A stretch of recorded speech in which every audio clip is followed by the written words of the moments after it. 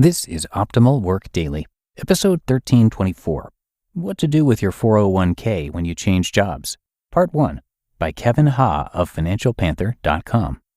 And hey there, I am your narrator. My name is Dan, and I'm with you every single day, including weekends and holidays, reading from these great blogs on work-related topics. And today's post is on the longer side, so I'm going to break it up into two parts. I'll do the first half right now and then wrap it up for you in the Friday show tomorrow. So for now, let's get to part 1 and start optimizing your life. What to Do with Your 401k When You Change Jobs, Part 1, by Kevin Ha of financialpanther.com. Now that I've recently changed jobs, I'm once again trying to figure out what to do with all of my old retirement accounts. Luckily, I've got a little bit of experience in this area. I've switched jobs twice in a little over a year. First leaving my big law associate position to work as a state attorney, then leaving that job to take a non-traditional attorney position with a branch of my state bar association. With my latest job change, my retirement savings are now scattered throughout a bunch of different retirement accounts held by my old employer. That's actually not that big a deal since I use apps to track my investments, but it still helps to think about what I should do with all of that money now that I have this new job. Today's post addresses that question. Note that for simplicity, I refer to 401ks throughout this post, but everything here applies to any retirement accounts you might have with prior employers, including 403bs, 457s, and certain types of pension plans. What should you do with your old 401k? 401ks are an interesting beast. When you're working for your employer, there's not a lot you can do. In general, it's just put money in, look for low-cost index options, and sit back and relax. Where things get interesting is once you leave your employer. It's like a switch gets turned on, and suddenly you have a whole bunch of options in front of you. Most people, when faced with all of these choices, do the same thing: nothing. That's what happened with my wife. She completed a 1-year hospital residency a few years ago, started a new residency right after that, and simply forgot about the money that she had saved in her 403b. To be fair, sometimes doing nothing is the right choice. But we want to be making our choices actively. You don't necessarily have to act right away, but eventually you do want to take action with your old 401k once you've had time to assess your situation. So, what are some of the things you can do with that old 401k? 1. Leave it where it is. This is a pretty easy and straightforward option. If you have a good, low-cost 401k with your old employer, then it might make sense for you to just leave it where it is. Most 401k plans should have an option that'll automatically rebalance your accounts. Just set it up to rebalance your account once or twice per year, and you should be set. If you use apps to track your accounts, you won't even have to log into them to see how things are going. 2. Roll it over into a traditional IRA. A lot of experts blindly say to roll over your 401k into a traditional IRA whenever you leave a job. This has the nice advantage of giving you access to potentially cheaper and better investment options than what you might otherwise get through your employer-sponsored plans. However, if you're in a high tax bracket and want to maximize all of your potential tax-advantaged space, then this option might not be optimal. That's because in order to take advantage of a backdoor Roth, we'll need to leave all of our traditional IRA space empty. Whether you take this option will really depend on your current or anticipated income level and whether you have ways to get any money you put into a traditional IRA back into a 401k bucket. 3.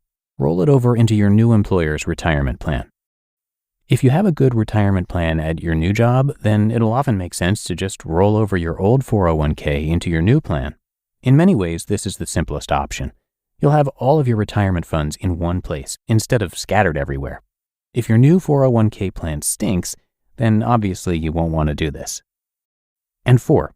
Other potential options for your old 401k. To be sure, the aforementioned choices aren't your only options. You could cash out your retirement savings, which I obviously wouldn't recommend because it's stupid.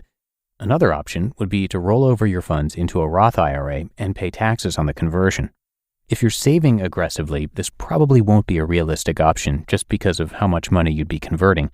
But it could be something you can do if you're converting a small amount into a Roth, or if you're in a particularly low income year and can afford to pay the taxes. An interesting option that I've been thinking about is rolling over your old 401k into a solo 401k. Not all solo 401k plans allow rollovers from other retirement accounts, but some do. If you've been side hustling, you should have already created a solo 401k for yourself. It's the bonus retirement account that side hustlers get to have. I see the 401k to solo 401k rollover as useful for someone who's moving into a job that doesn't have a great 401k plan, has an old 401k that isn't all that great, and still wants to leave their pre-tax IRA space empty in order to utilize the backdoor Roth. Things to consider when deciding what to do with your old 401k. Hear that in tomorrow's episode.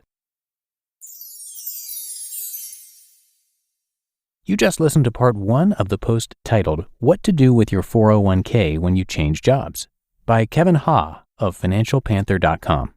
When it comes to hiring, don't go searching for the one. Just meet your match with Indeed.